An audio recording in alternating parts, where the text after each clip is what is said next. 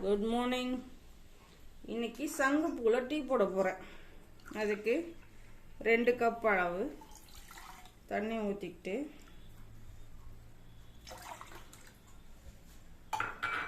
அதில் ஒரு 6-7 சங்குப்பூ நான் போடுறேன். இப்போ அதுக்கு ஏலக்காய் தூள் ஒரு பிஞ்ச் அளவு போட்டுக்கலாம்.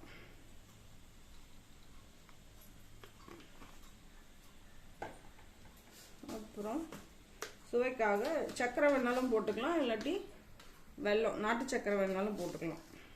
நமக்கு எது விருப்பமோ அதை போட்டுக்கலாம். நான் 2 ஸ்பூன் சர்க்கரை போடுறேன். இப்போ பார்த்தீங்கன்னா ப்ளூ கலராக மாறும்.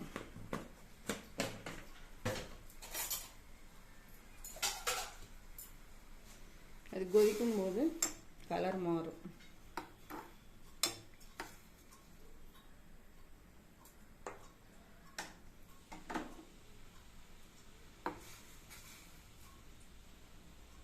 ஒரு 2 நிமிஷம் கொதிக்கட்டும்.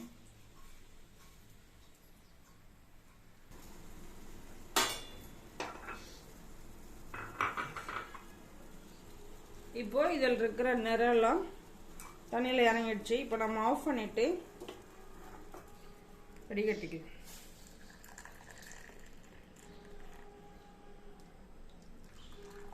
வடிகட்டிட்டு இப்போ நம்ம லெமன் பிழிஞ்சு விட்டோம்னா அந்த பூவோட கலர் வரும். சங்குப்பூவோட உண்மையான கலர் வரும். அந்த ப்ளூ கலர் வரும். வா, இதுதான் சங்குப்பூ டீ.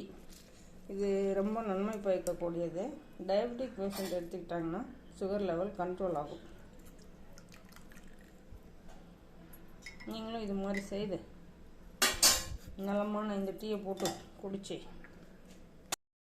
குடிச்சு நலன் பெறுங்கள்.